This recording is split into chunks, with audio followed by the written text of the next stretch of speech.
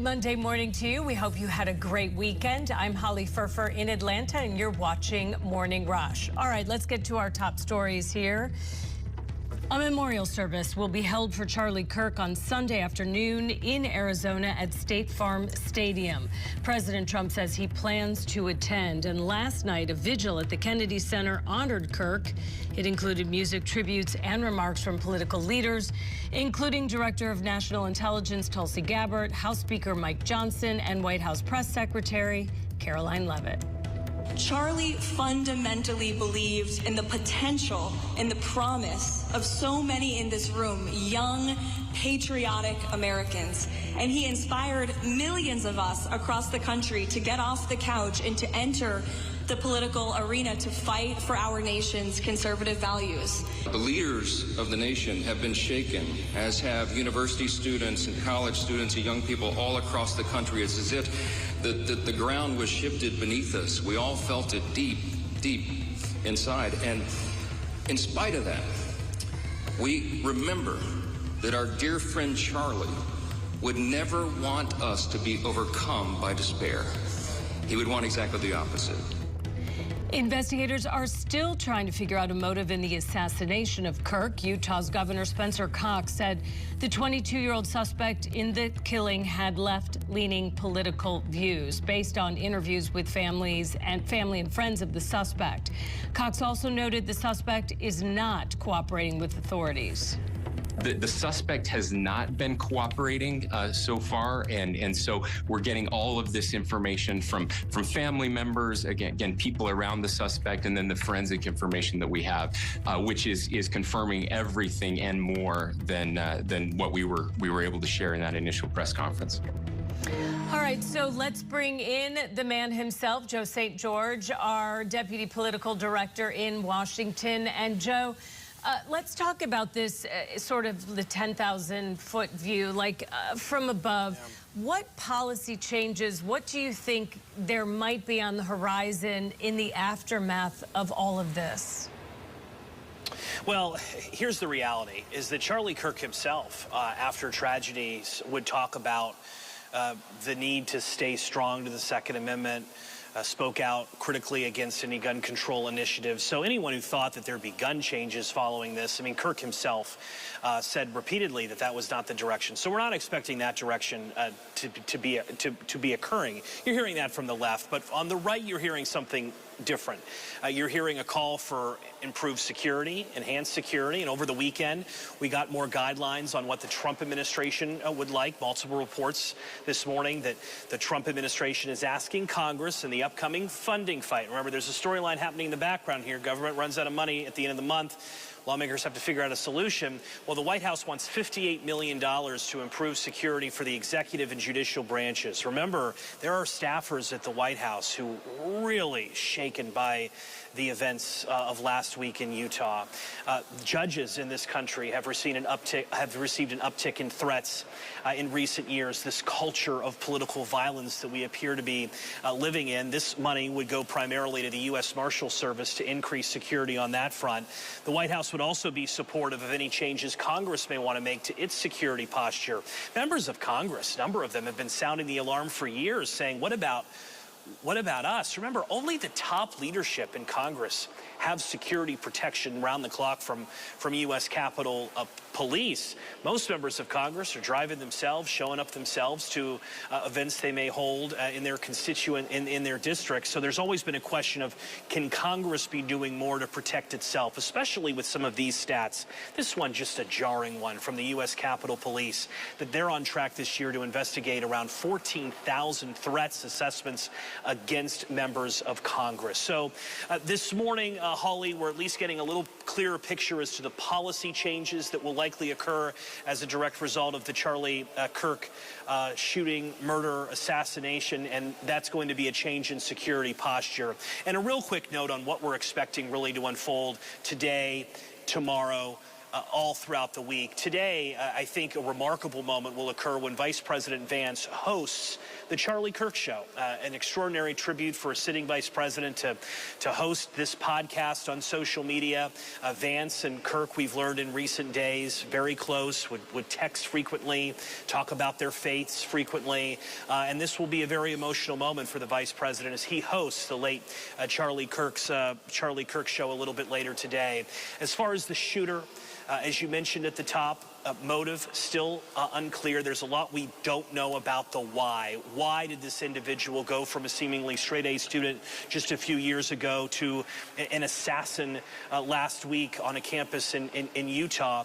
But more details are expected tomorrow. Circle Tuesday on your calendar, because that's when formal charges, more formal details are expected to be released in Utah. As Spencer Cox, the governor of Utah, said over the weekend on the Sunday Public Affairs show, he is not cooperating with law enforcement, but everyone in his life seems to be, including the governor confirming one detail that we'll be tracking throughout the day here on Scripps News.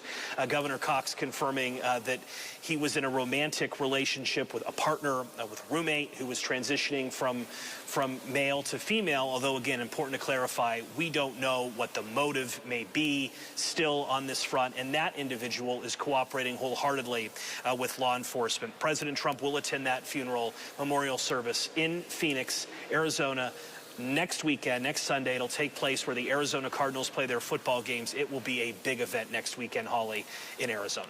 I imagine. Okay, let me ask you a question. Let's go back to June 14th when Minnesota representatives Melissa Hortman, her husband, her dog were shot and killed in their home. You know, we had another politician shot, wounded with his wife at their home.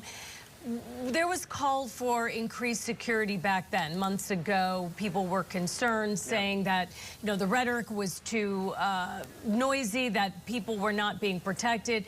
Did anything happen from then to this, and should we expect more to happen from this going forward? Is this a different page in a different book? Well, I think there's two ways of looking at this time in our lives. There's a 500-day view, and then there's really the 250-year view of our country. The 500-day view is a very dark picture when it comes to political violence in our country. Going back to Butler County, Pennsylvania, President Trump nearly assassinated. Remember, he was almost nearly killed on his golf course a few weeks later in Florida last year. There were two real assassination attempts on President Trump last year. You had the horrific assassination of the Minnesota Democratic lawmakers. Now you have the assassination of Charlie Kirk. The 500-day view is very dark, especially when you add up all these threats that law enforcement are investigating against members of Congress, against leaders in our country. But the 250-year outlook, if you go back, if you just kind of zoom out and you see how political violence has been such a part of our country's DNA, you have to wonder, is this a unique period in our country's history, or is this just our country's history? The 60s with Kennedy and MLK and Bobby Kennedy all assassinated. We've had, what, 45 men occupy the office of the presidency? How many of them have been shot and killed, assassinated? 5 assassinated in our country's history. So the idea of political violence is something that has been around in the United States. It's really a part of our history. And this is now a question as to, well, what are our leaders going to be doing about it? As far as the blame game, it's clear President Trump is saying one thing, accusing the left of being involved in this. Meanwhile, Senator Mark Kelly of Arizona is saying something completely different. I want to play some sound from these two of our nation's leaders from over the weekend. Take a listen.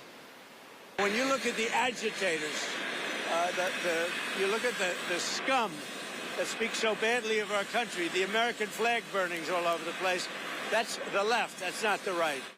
Both sides of the political spectrum experience this kind of violence.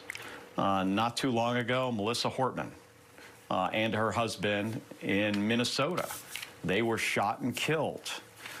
This isn't like one party committing all the violence against the other. I mean, this is clearly a pervasive issue in our country. We are more divided than we have been probably in my lifetime or yours. And if we don't collectively try to come together to fix it, I think it can get worse. It can get a lot worse. Senator Kelly, of course, his wife is Gabby Giffords, another act of political violence. She was nearly assassinated at a town hall of hers several years ago. So, Holly, there's a reason that Speaker Johnson said what he said at that memorial service last night here in Washington. Leaders are shaken just because still this is another act of violence in what has been a horrific 500-day period or so in our country's history. All right, Scripps News Deputy Political Director Joe St. George for us. We'll see how shaken they are and how much action comes after this. We'll check back in with you. Thank you.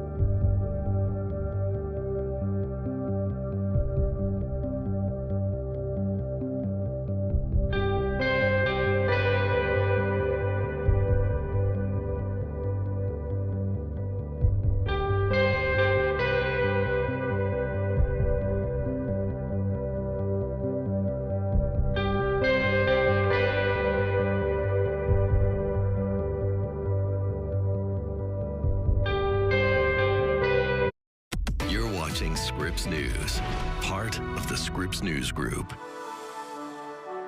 Well, firsthand experience here, it can be very difficult walking long distances, especially when you're entering that third trimester or you're in that third trimester.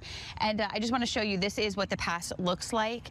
And to qualify, you and your doctor just need to fill out some really simple paperwork, and then you turn it into the tax collector's office. Pregnancy is hard, there's no doubt. I think every woman is different, but I mean, sometimes it's your feet are swollen, it's, you know, you have a high risk. There's so many different challenges. Just in general, it's harder to get around, and you know, you're having reduced energy. You may have other kids too. You know, a lot of pregnant moms have younger children that you're trying to, get in somewhere and safely too. Recovery after labor can be just as tough. Ask any mom on her way to the newborn pediatrician appointment days after giving birth or running to the store for spur-of-the-moment baby supplies. Trekking through the parking lot with all your stuff, it just makes it a little bit more challenging. It's why State Representative Fiona McFarland from Sarasota decided to do something about it. The idea spun from her own experience as a mom of 4. There I was, 9 months pregnant in August,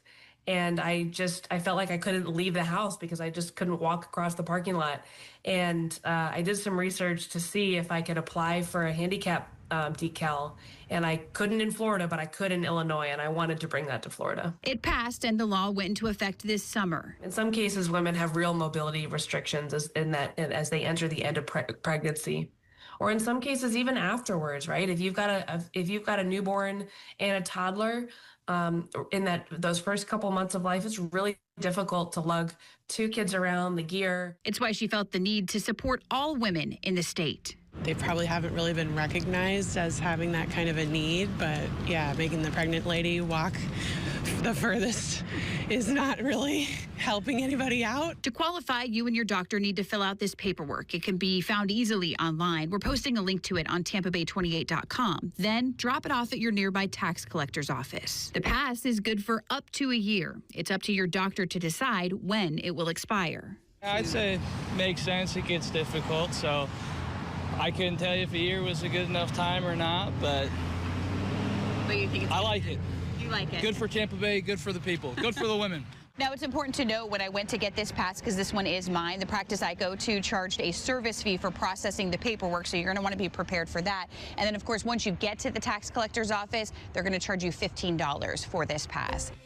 On a 112-degree day, a Dysart High School student collapsed in this intersection in El Mirage. We're told by police she suffered heat stroke. Her body temperature reported to be 107.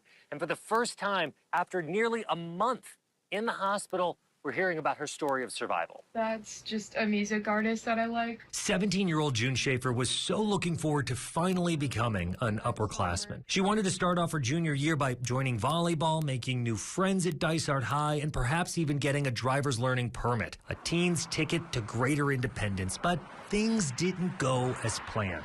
I didn't get the opportunity to do that because of what happened. On her second day of classes, she was walking home from Dysart High in 112-degree heat. During her about 2-mile trek home, she says she stopped in for water at a corner store before she got about a block from her El Mirage home, and she started to feel the effects of what ended up being heat stroke. I started hallucinating. It felt like I looked like I could see someone walking towards me.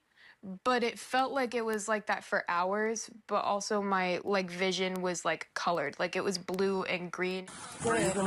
El Mirage body camera shows the moment police arrived after a Good Samaritan noticed June on the hot asphalt and they called 911. She doesn't remember how long she laid there, but it was long enough for her to have a seizure, 107-degree body temperature, and 2nd and 3rd degree burns up and down her body. That kept her in the hospital for all of August. Remembering what happened, it just sort of bugs me a little bit because I wanted to be able to have a normal year. With her guardians at work, June didn't have the option to take the bus. This year, Dysart's district changed their transportation policy. For high schoolers, those who live within 2 radial miles aren't eligible for district transportation. And June's house is right near that mark. Previously, the district told us in a statement the new boundaries were a necessity in order to ensure the district can operate in a fiscally responsible manner. The district added that their bus fleet is aging, something a failed November 2024 bond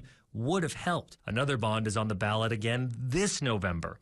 The district says if that's passed, they would certainly reevaluate the transportation situation. I'm not even really that upset about my position specifically and what happened to me. I'm more so just not wanting it to happen to anybody else. June says her recovery may keep her out of in-person classes until next semester. Another thing to look forward to is that learner's permit. You can bet she'll be looking to pick up any friends she sees walking home. If I have friends that have to walk home, I'd be like, hey, come on, get in my car. Jordan Bond, ', 'Scripps News Group.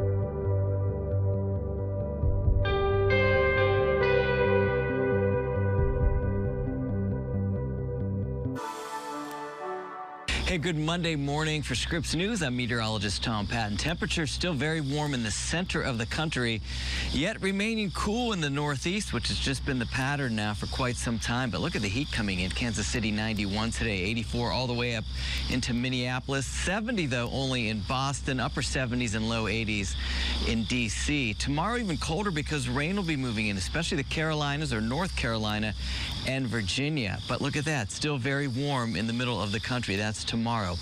So there's going to be a coastal low really developing, gaining strength over the next few days. This is through Wednesday, an area of excessive rainfall potential that extends from the Outer Banks to intercoastal North Carolina, southeastern Virginia. That's an area that will see a lot of rainfall over the next 48 to even 72 hours. And we can see some of those red colors indicating 5+ inches of rain. Again, that is northern North Carolina and into southeastern Virginia, parts of the Outer Banks seeing excessive rainfall as well. That'll be through Wednesday, not all today, although today they are seeing some rainfall in that area. Here's a look at what's expected there. We can see increasing clouds inland, probably right up through Richmond, Virginia, through Virginia Beach.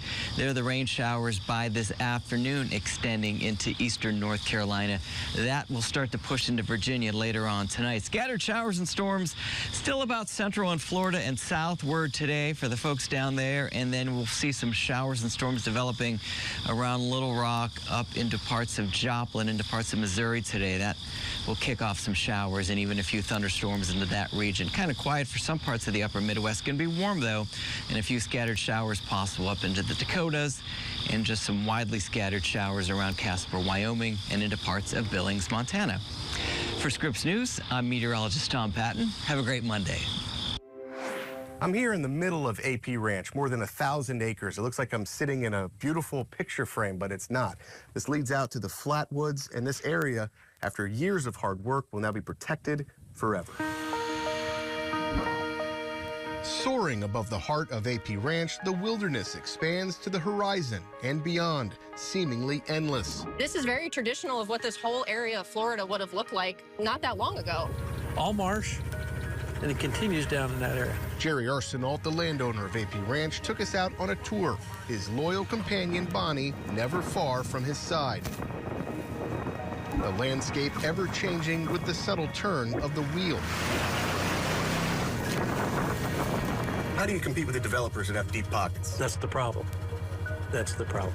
The whole state is under pressure. AP Ranch is part of a 150,000-acre conserved lands corridor, creating a critical connection for panthers like this one seen crossing the property. Other trail cameras in the corridor show the surrounding area is a hot spot for panthers. The cats that we see, bobcats, coyotes, and the 3 panthers are all along this corridor. We know that panthers use this property. Now that this is conserved, folks on the adjacent publicly accessible lands are maybe more likely to see a panther because this corridor exists. Chelsea Wisner is the director of Land Protection for Conservation Florida. They are the nonprofit that helped make this deal happen. Why would it take 6 years or so to turn this into a conservation easement? Sure. So it takes a lot of partnership to make these deals happen. To conserve AP Ranch, this was a combined effort between Conservation Florida, NRCS, and the Department of Defense. So it took 2 federal agencies, a nonprofit, and some awesome landowners to get this deal done. But there's 40,000 acres that isn't protected next forever. to us. I would hope that that owner would someday consider doing that. Bluehead Ranch is considered an opportunity area for the Florida Wildlife Corridor. It is private land at risk of conversion to development unless the owners turn it into a conservation easement and make it a permanent part of the corridor. 40,000 acres next door. That's 2.5 times the size of Manhattan. And think how many millions of people are there in Manhattan. Does this send a message to other landowners that they can do this too? Absolutely. Absolutely. It's not that burdensome. It's a way to monetize their land holdings. If you can get 30, 40, 50% of your value today in today's dollars and still have the right to farm, raise cattle, or do whatever you're going to do, why wouldn't you do that? We opted to go with a nonprofit for a number of reasons. First of all, we thought long term, they're going to understand what we want to do, which is recreation and cattle. And someday it might not be cattle. It might be blueberries. It might be strawberries or something. You don't know. But it won't be a big box. It's not going to ever be developed. Michael Paluska, Scripps News Group.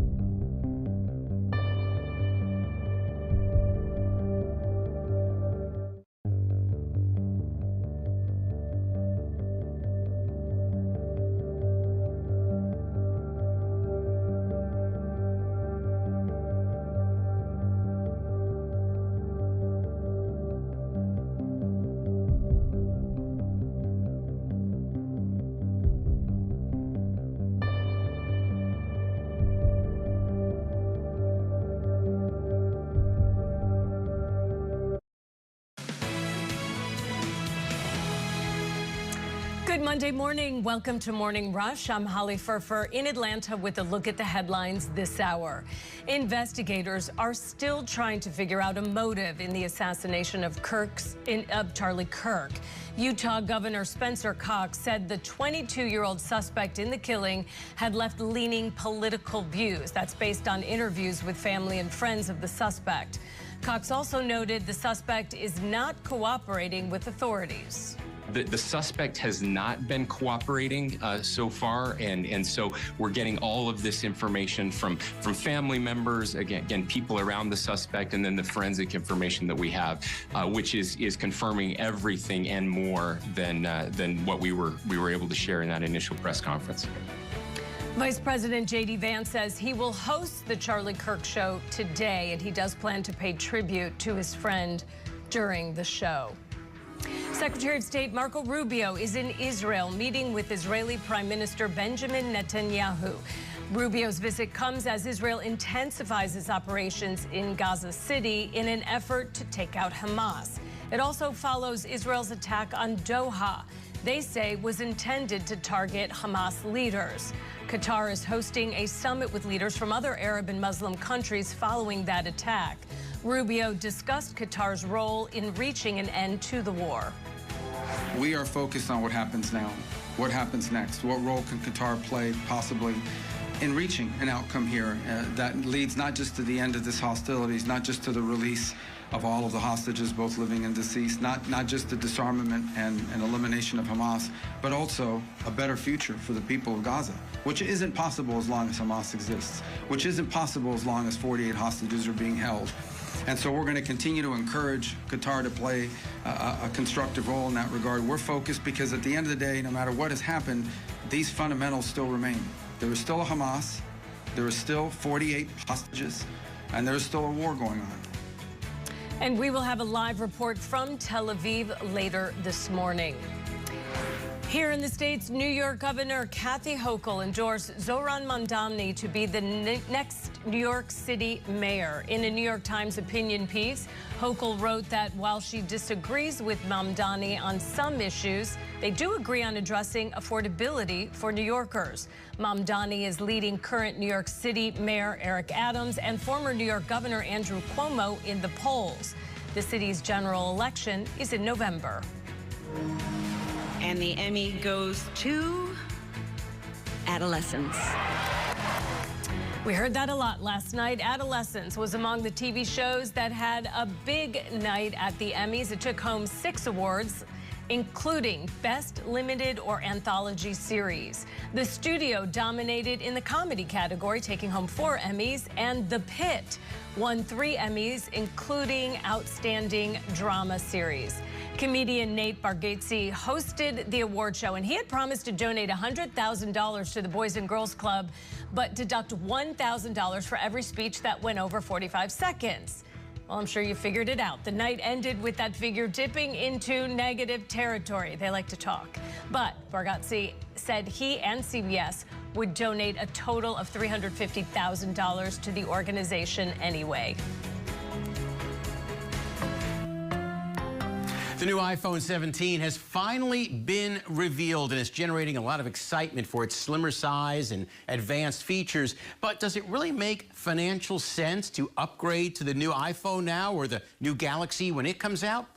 Or is your old one just fine? iPhone users took more than 500 billion selfies last year, inspiring the iPhone 17 center stage front camera, optimized for selfies in any orientation, according to Apple's VP of iPhone marketing. So we think it's going to make people's selfie game even better. But is the redesigned camera, better storage, or new colors enough for you to spend $800 or more? Patrice Coleman's phone is getting old. iPhone 15. You might do the upgrade. Yes. But Bella Maynard 16 Pro Max, yes. says she'll hold off. Since I just got a brand new phone, probably not. If money is tight, there are ways to make your current phone last longer. From 14, 15, those up to the 16. Bashir Alvastani, who owns a shop called Wireless Technologies, specializes in giving older phones new life. He says with an iPhone 12 or newer, he can replace the battery with a new one like this for less than $100. It's like a fraction of the cost of the phone, which is almost costing between $75 to $100. He can also replace the glass screen, even the camera that's no longer working. Whether the iPhone 17 draws consumers really comes down to which model, according to Bob O'Donnell with Technalysis Research. I don't know if it'll dramatically move the needle other than for people who really want that iPhone Air super thin phone, right? For the basic, Pro, or Pro Max models, a battery replacement might keep your current phone going for another year. I'm using like 15 now, which is like, it's to me the same as the 16. And that way you don't waste your money. John Mattery, Scripps News Group. In today's digital landscape, it's important that everyone, including older adults, acquire the skills to protect themselves from fraud and scam online. I'm Deborah 7's Colin Riley, hearing from seniors about a possible solution to better protect themselves and their families. How many people get frustrated with passwords and remembering passwords? They say knowledge is power, and free classes at AARP's Senior Planet in Denver are empowering older adults to become more tech savvy. We know that the elderly are easily taken advantage of, including me. 80-year-old Esther O'Sullivan lives alone, and these classes help her understand the technology that she uses to stay safe and call for help if she needs it. You know, I sleep with my phone. I have my watch for falls. One of today's topics is password managers and how to use them to create and save secure passwords for online accounts. According to AARP, 64% of adults do not use distinctively different passwords for all their online accounts, making them easier targets for cyber criminals. We're going to talk about managing those things. Aaron Santis, the program lead at Senior Planet, says technology is here to stay, which is why they are breaking down fears for older adults. A big win for us is not just learning technology for the sake of it, but how did this improve your life? And everyone has their own reasons for attending. I didn't want to be left behind. The fun of discovering, of going back to school and learning new things and And I love the social aspect of it. I would not want to be doing it online. At Senior Planet in Denver, Colin Riley, Scripps News Group. A woman searching for remote work keeps getting offers from scammers. Many of these listings designed to steal from the job seeker or turn them into an accomplice. As a server, Lisa Owen spent a lot of time on her feet until a car accident left her with a broken femur and no transportation. So I wasn't able to go back to work right away. And of course, you need to work. Bills don't stop even though you have something like that.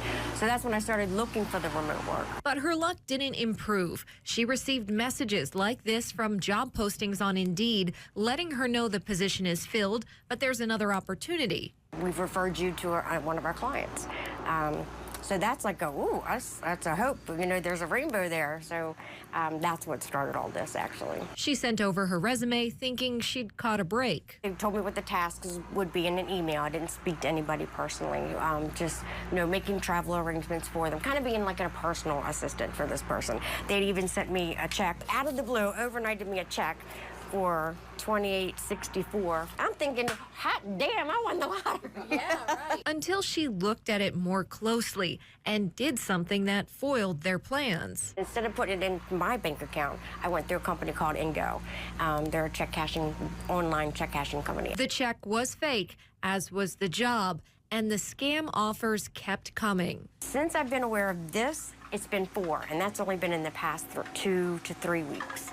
In fact, I got one not even just a few days ago. Another fraudster posing as a property management company asked her to post rental listings on online marketplaces. So I went on the website that is supposed to be theirs, and the house was actually for rent. It is a legitimate listing, except that it was for $1,000 more. And the security deposit was different. They were asking me to post for a $1,000 security deposit. I said, well, if I'm posting these, they're going to be contacting me. It's my Facebook. And they said, well, then you're going to just forward them to this number. Making her part of the scheme. Lisa knew better, but also knows how easy it is to get pulled in with the promise of a large payout. Be aware, be vigilant, and sadly, research everything. It might be a dream job, but it might not be legitimate, and that's the sad thing. Indeed said they remove tens of millions of job listings each month that do not meet our quality guidelines. In addition, Indeed will not do business with an employer if their job listings do not pass our stringent quality guidelines. They encourage job seekers to report suspicious ads and warn users to never accept money up front for work they haven't performed.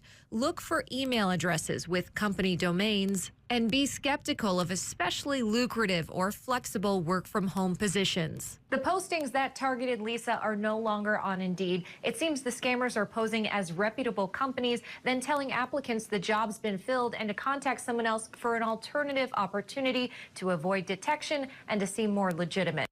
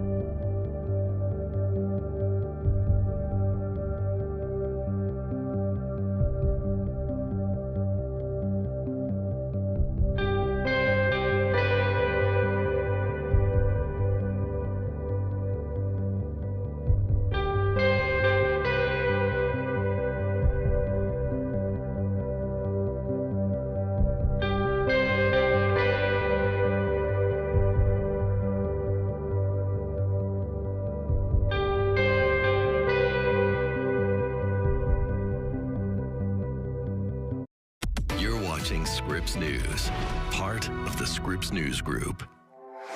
An emotional evening for the crowds of people standing outside Turning Point headquarters here in Phoenix, listening to Erica Kirk's message broadcast from the studio of her late husband.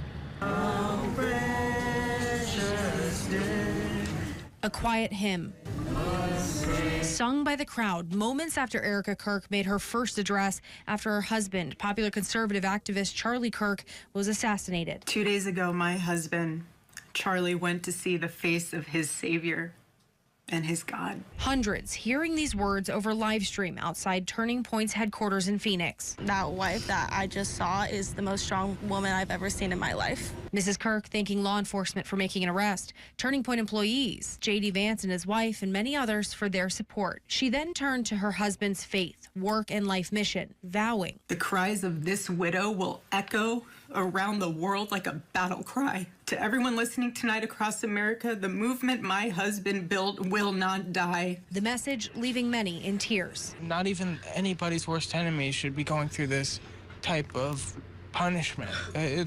It's the most evil thing that anybody could do. Mrs. Kirk also shared about their children. She goes, "Where's Daddy? What do you tell a 3-year-old? She's 3. I said, "Baby, Daddy loves you so much. Don't you worry. He's on a work trip with Jesus." This especially impacting this college student. As somebody who has gone through the foster system, I lost 2 parents.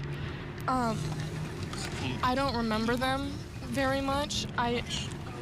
Nobody should have to lose a parent ever. The memorial growing quickly down the sidewalk as mourners continue to come at all hours. In Phoenix, Lillian Donahue, Scripps News Group. All right, pancakes, table 6. To many of us, Got some syrup. We're going to have to share, but we're all friends. It's cool. these are just plates of some pretty good-looking pancakes. There's that for you. But to the people being served them, Thank you guys so much for coming in. it's their first taste of healing. Coffee for you. All right, there you are. We all kind of went through the same thing. T.J. O'Hara and his friend Foster Easton are seniors at Evergreen High School. On Wednesday, a 16-year-old student opened fire inside and outside the building, critically injuring 2 students before shooting himself. I was pretty shaken up when it happened, just hanging with my buddies and working through it. And that's what head chef Josh Work intended. There's never been a sadness that can't be cured by breakfast food. A safe place to eat comfort food or grab a cup of coffee, all at no charge to these students. On the one hand, I'm very happy to see the kids come here and hang out. On the other hand, it's really hard when I see the tears and they're hugging. Telling the story just helps, yeah, this is what happened, and just that, I don't know, that's helping me move on. It's good to have other people that understand what you're going through. And when talking about it gets tough, they won't have to look far for silent support. We've been gathering as businesses to figure out how we could just bring morale to our downtown and really support the community. The Downtown Business Association and students placing these signs across the community Friday. We're really grateful for everything the district and the school and the community's done for us. The response time and everything that has happened the past 48 hours has been really special. And really clear, the tragedy that happened here doesn't define Evergreen. Instead, it's a melting pot of really caring people. We'll all be there for each other, but it'll be a long road back. Allie Jenner-John, Scripps News Group.